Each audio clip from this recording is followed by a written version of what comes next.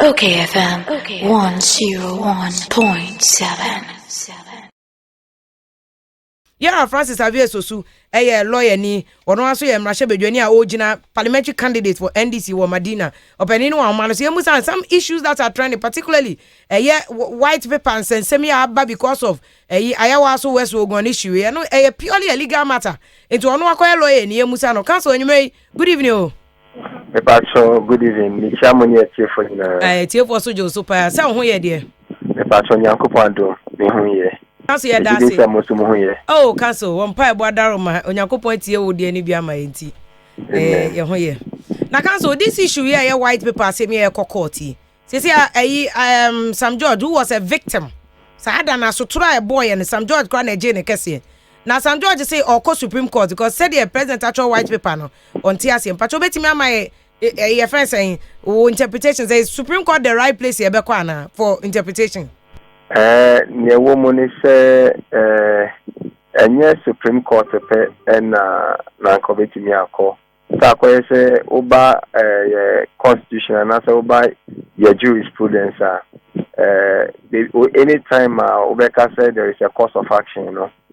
Media assembly their court the course of action you see the existence of a right, the breach of which entitles somebody to a remedy.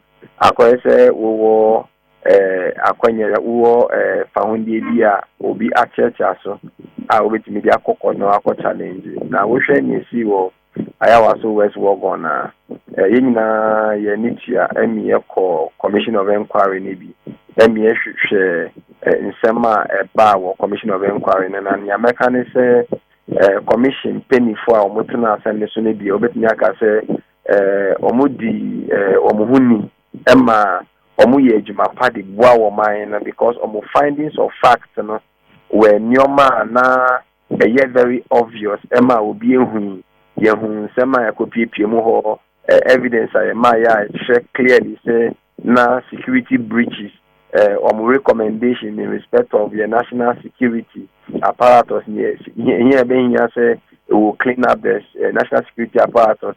And here being say nipebia omudi boni during sa I also was gun violence there. Being here say you bet you masona say prosecute you. But very unfortunately, no white paper by was rather undermining the work of the independent commission. Because nanka as a state media nanka ye ni pay mu GDA especially nanka ye gather wo mokrase wo mombe a commission of inquiry bia but menim say na wo mampani ni Ghana mo nyina na ne wo GDA say wo moba ombe adwumapa be kai pass NDC as amanyo koka no doubty adwuma nanka na wo mo ye but at the end of the day no omo ma recommendations and say they understood the terrain, no, a recommendation like a bit near Boa but the government has rejected that recommendation, and clearly, you know, recommendation be Boa Mina government take a decision against that recommendation. Ultimately, say Adiana problematic. It is some George say or the Beko court, Megidi say Nipanswa, they be an media Megidi say. The remedy any available is a remedy wunyanko bisaya yen farmer. Anything we feel say a violation which the court unless a court baker say any idea medical remedy no you can't but council we say no it's a good but council we no the amana ye hu ni say enka ye nim say normally the besie no except be our evidence be of say because otherwise say white papers normally a bar ya white paper na ebia government the commission build the report aba na ban the white paper to so our history of ebia akọ court ama court overturn said the white paper no etie obi bisa there mean any precedent so and na make us say but even though precedent be answered the news as far as I am concerned because menye hu bisa and I stand to be corrected on that. However, no interest mean challenge the exercise of discretion to issue white paper. No, all those executive actions are subject to Article 296. Now, Article 296 no exercise the how we should use those discretionary powers, Now, so discretionary powers must be used within the limit of the Constitution, and it must be used to promote the welfare of the Constitution. It must be used to promote the welfare of the state. And when him say any decision, and that's an executive decision I have taken, there is a presumption of constitutionality. There is a presumption of lawfulness. There's a presumption of public order. So that presumption get violated by the kind of white paper you want, because a white paper that sins against the presumption of lawful act, the presumption of constitutionality, the presumption of, good faith, the presumption of,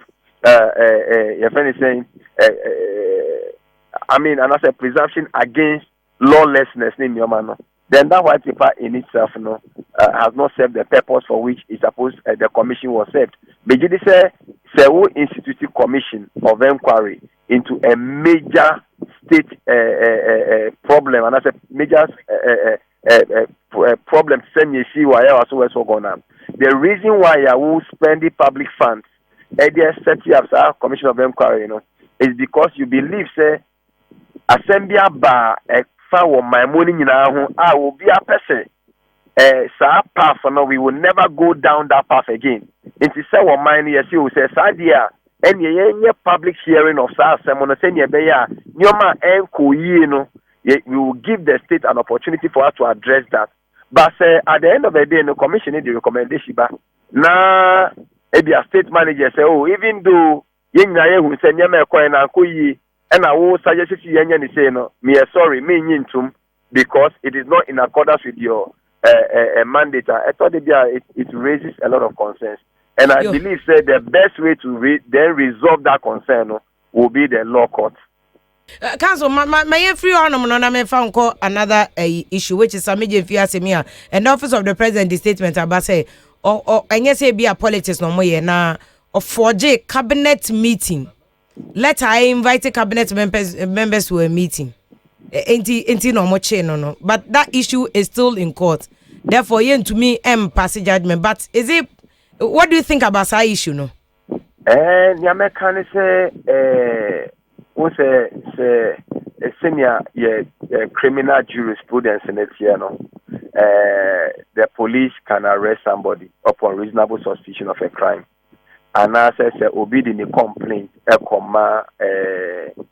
police etimi jinaso chinipa dinasem, which is the normal thing necessary in the country. It is Jubilee House actually say Sammy Gyamfi afford cabinet letter between people. I don't know how that is possible, because cabinet letterhead how Sammy Gyamfi as a communication director of the opposition party will forge a cabinet memo inviting people to a particular meeting. I don't see how possible that is. However, you want me in phone, so now say me and say, oh yeah, and now one yeah. The point is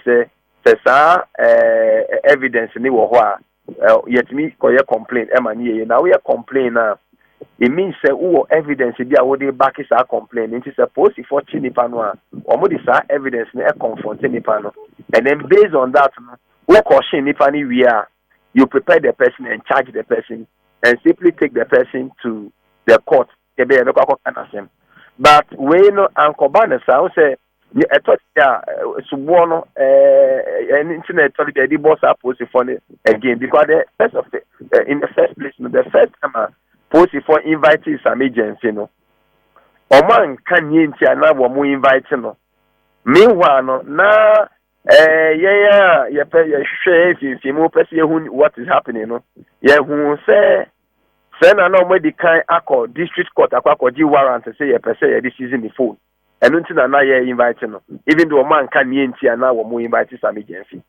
Well, into a bandesano, the first time Sammy Gyamfi presented in the Edima Posifano and can say, oh, even though you can say Brenner Wabano, say she and I busy into the corner some bread beam.